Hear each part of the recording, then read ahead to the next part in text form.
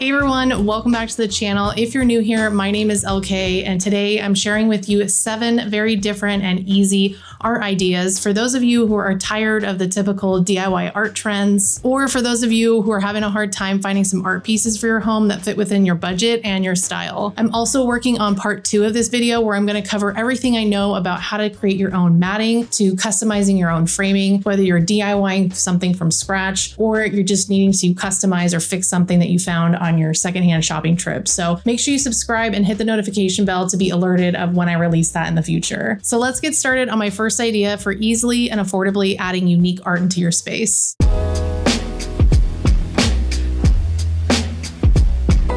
So even if you're not the sentimental type, don't throw away all of your greeting cards. I'm always holding on to ones that have really pretty designs or illustrative styles because most greeting cards will fit inside a standard frame that you could pick up from the thrift store. For example, I have this card with butterflies that someone gave me, and thankfully it didn't have any text on the front. I saw on the back it's just from Trader Joe's, but I thought it was so pretty and it reminded me of the butterflies we had in our garden this year. So I put it in a frame. I found it at an estate sale for 50 cents, and now it's on my wall as a piece of art that also brings back really good memories, and it honestly cost me less than $1 to make. Another similar example is a card that my partner gave me when we first moved in together. I included it in our bedroom makeover because I wanted some art in there that feels personal to us. I framed it with an acid-free tape in a garage sale frame that I got for about $1, and now it's a really unique piece in our room that reflects our relationship in a room that we share. And if you don't have any greeting cards because you've thrown them all away, or maybe everyone in your life has stopped exchanging greeting cards, then you can spend a couple of dollars at your local grocery store, or the best place to get really cool cards is at a museum. I love going to like the Museum of Modern Art or Natural History, where those ones usually have really nice illustrative drawings. And they only cost like maybe $5 to $7 at most, which is very affordable for a really cool piece of art. And because they're a greeting card, they're printed on really nice cardstock, so it does look really quality in your frame. Using greeting cards for art is not just an affordable way to add art on your wall or an easy way to remind yourself of a good memory. It's also about finding the right piece of art for the right frame.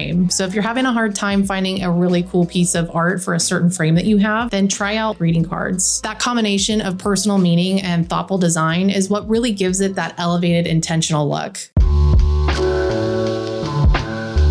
For those of you who collect some bulkier mementos like wristbands from, music festivals, or pins or ticket stubs or hotel card keys, because a lot of them are super cool and graphic and have really interesting designs on them. First, I would collect all of the items that you want to showcase that are a similar size and shape, and then lay out all your items in a grid format and attach them however you'd feel safe doing so, whether it's with glue or double-sided tape. And then I think this becomes like the perfect personality piece that would really shine in somewhere like an office or a guest room. A really simple example of this is my friend's husband collected all of his old bag tags. He displayed them in a really cool muted gradient and just used some simple frames that don't really distract from the overall visual image. I think it's so unique and personal to him. I absolutely just love it. It was the first thing I noticed when I went to their first apartment, and I just think it had a really utilitarian, graphic, personal vibe to it, and it was a really great story piece as well. I also saw a bunch of people on Pinterest who took their playbills and cut them up in strips so that it's spelled playbill, but you could see a little sliver of every play they went to. And I think this is such a cool way of displaying all the things that you're interested in and all the different plays that you went to in a really compact format, so you don't have to have all your playbills all over the wall. I personally wouldn't cut up my playbills as I feel like they're kind of special, but you could have a local print shop scan them in and cut them up and mount them for you, or you could do this yourself. Overall, trying to make a bunch of random mementos look cohesive as a piece of art, you want to focus on items that have a similar color palette or style. Whatever it may be, just put some kind of cohesive story to it and try to make it look balanced. Scanning items is so fun because it allows you to work with a variety of different items. You can scan small objects, mementos, trinkets, flowers, or anything that we've discussed so far. My favorite way to use this technique recently is to scan in pages from books that I have purchased. So as far as I know, when it comes to copyright and fair use, I can scan in something that I have purchased, like a piece of art or a coffee table book. And as long as I'm using it for personal appreciation and I'm not selling it, or I'm not taking a book book from the library, scanning it, and then putting it on my wall, I can use that as art. So I have scanned in quite a few pages from books that I have purchased for my home and used those as art pieces when I could not find something that felt right. Recently, I made a personalized collage of items from a trip my partner and I took. We escaped to this cute motel in Malibu. I kept a small brochure from the motel with images of Malibu and local spots, and I layered the brochure a few different ways on the scanner and brought it into Photoshop to create a single cohesive image. Then I printed it out and stuck some small Polaroids on top to add a layered 3D effect. Scanning is also really great if you have a specific frame that you're trying to use and maybe you want to use a specific piece of art in there, but it just doesn't quite fit. So you could scan something in and resize it in a program like Canva or Photoshop, or you could take it to your local print shop and they'll resize it for you. For most of my ideas, I just usually use my at-home Epson printer, and I don't even put in special paper. I just use the regular, paper that it prints on. But if I really do want to highlight the quality or color of something, then I do buy some Kodak photo paper that works in my printer, and that works really great too. Small home printers and scanners are great for frames that are under the size of 8.5 by 11, obviously. But if you really wanted to get into this, you can find larger format scanners on Amazon, for example. They're a little pricey, but so much fun. And recently on TikTok, I saw this person who had like a mobile scanner, and it was just this small thing that you can carry around with you, and you just drag it over anything that you find out in the wild, and it automatically sends that scan as a digital file to your phone. And I just think that's so cool. So as you can imagine, scanning opens up tons of creative opportunities for you to scan in intentional or random items and turn them into really curated, unique pieces of art for your home.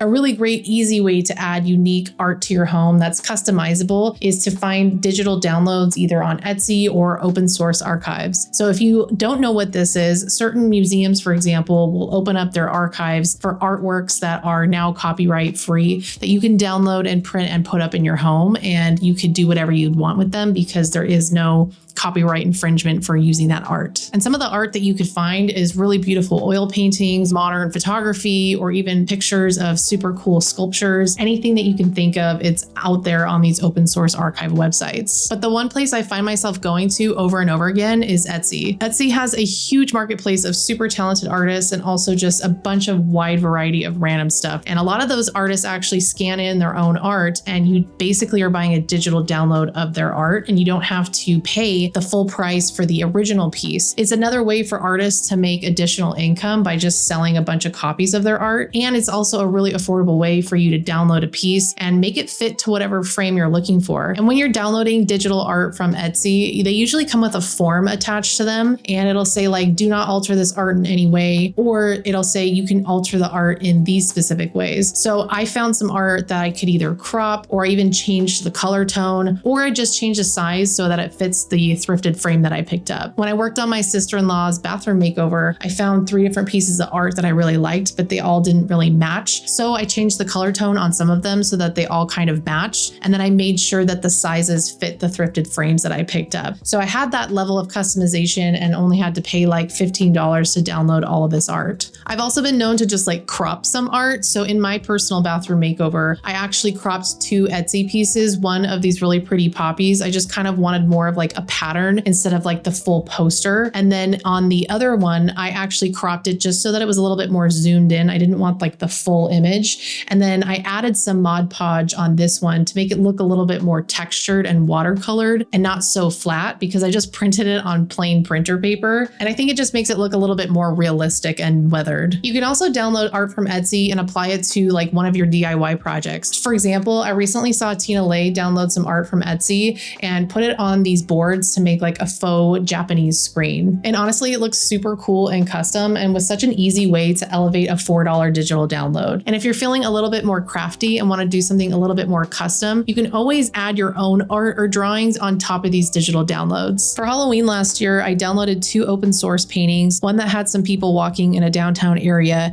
and another of a big field. In the cityscape, I used a paint pen to cover the people up and created little ghosts. And in the landscape, I added little bats to just make it feel like an old creepy painting. It was such an affordable DIY, and it's so different than most of the traditional Halloween decor out there. I seriously love these so much, and I think that they're a really great Halloween decor piece. It's just a really fun way to challenge your creativity and do something a little bit different. I didn't have a lot of art when I first moved into this space, but I knew I wanted a gallery wall to be a focal point in my dining room. So most of the art on that wall was actually downloaded for free from open source archives, and the frames are just cheap ones that I found at local garage sales and thrift stores. Taking photos on a smartphone is pretty straightforward and easy, but by taking a few steps into consideration, you can learn how to take photos that actually turn into pieces of art that you can hang on your wall, which brings us to today's sponsor, Skillshare. As I've mentioned before, I absolutely love Skillshare and have been using them on and off for years, and honestly, I think they're a really great resource for just brushing up on a skill really quickly or learning something brand new. So I went searching on Skillshare for phone photography, and I came across this class called iPhone Photography, How to Take Photos on Your Phone. And the reason I wanted to recommend it to you guys is because it's not specific for iPhone users or anyone with a specific phone model, just anyone who has a smartphone who can take pictures with it. The focus was more on how to set up the camera app in your phone, how to compose a really great photo, and then how to edit on the phone as well if you don't even want to use a computer. For me, the section on storytelling and photography really stood out because it helped me think a little bit more intentionally when it comes to taking photos on the phone. It's not just so much about capturing a moment, but composing a feeling. And it definitely has really made an impact on me every time I take out my phone to take a photo. I'm thinking twice about how I could really compose a scene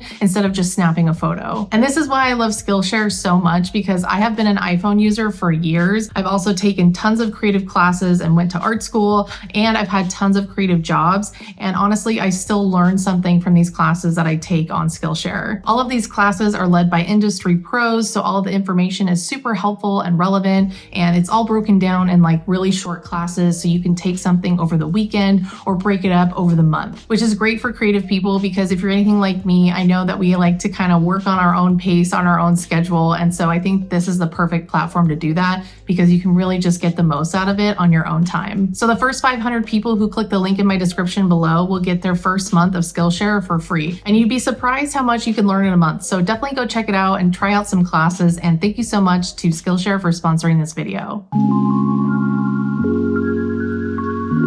So I know that most of us are taking endless amounts of photos on our phone and then they back up to the iCloud and we're saving them as mementos and memories, but then like we never end up kind of revisiting it or putting it in a slideshow or making a photo album or anything. It's kind of like moving on to the next and then it's gone. And it's such a shame because I feel like a lot of us, including myself, take really good photos sometimes, especially of like beautiful nature scenes or just really unique things that we find that we'll never come across again, especially just memories that we have with our families and friends. So this year I started printing some of my photos that I took on my iPhone as art because literally why not? The first thing that we tried was getting a little photo printer. I think this one's by Kodak and it wirelessly connects with both of our smartphones. So you can edit all of the pictures on your phone and then send it right to the printer and it prints out a little like 3x5 or 4x6. So when you're out taking photos with your phone, maybe start considering how you could turn that image into something that could be more of a piece of art. For example, if you're taking pictures of your family on vacation and they're standing in front of these really beautiful trees or something, maybe you stand back quite far and the focal point of that image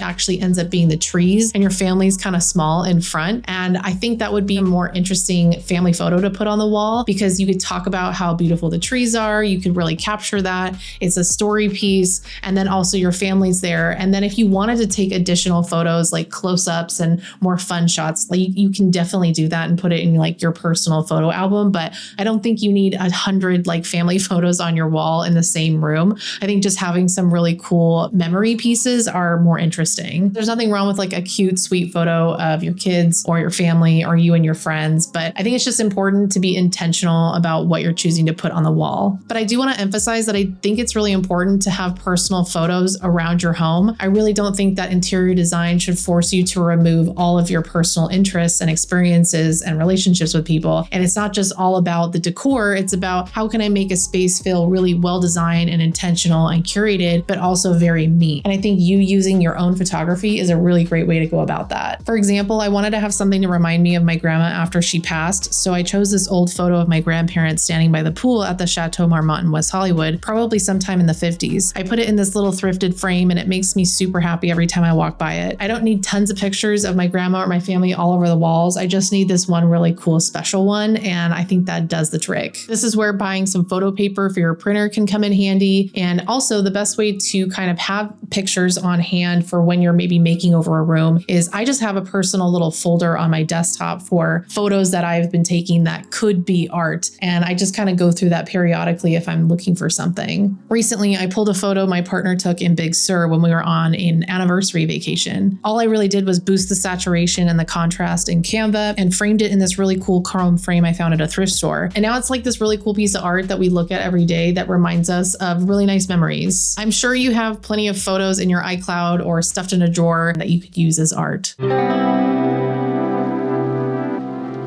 So there's tons of ways that you can go about this. I'll just share a few with you that I've done in my own home. First, I used my hats in a little strip of the wall just to add some color and interest and personality to that area. Secondly, I've mounted a few plates in my house too, some super unique ones. This Flintwood bowl I got at the Pasadena flea market, I just mounted in my gallery wall with a command strip, and it's been up there for over a year now. You can also find really affordable plate hangers that are super easy to mount. I also added this cast iron pan that had a really cool impression of a mission that I felt really complimented like the Spanish style of my home. And I picked this up, I think at a flea market or a estate sale or something like that for maybe $20. You can even paint your own decorative plate at like one of those family ceramic places for probably like $40. And then you could have something super unique to you. I also love to add clocks into my gallery walls or just on certain parts of the wall to add a little bit more interest. I especially like ones that are a little bit more sculptural and abstract, or ones that you could DIY. I have one on the wall behind me that was basically a shadow box clock from a thrift store, and I painted the backing so it looked a little bit more fun, and now it looks like a super custom art piece. Some other things that I've put on my wall are a dark vintage cutting board, a little shelf to showcase my copper tea kettle, or even just a really pretty vase. So honestly, you can imagine the options are endless, especially when you start thinking outside of the 2D and start looking at certain items as decorative and as well-designed pieces. Anything from mirrors to clocks to hats to cutting boards to copper pans, whatever it may be, something like that can actually be better than art, especially if you already have a ton of art on your walls already. That way you can start showcasing all of the things that you love and appreciate and have interest in, especially if you find some really great stuff on your travels.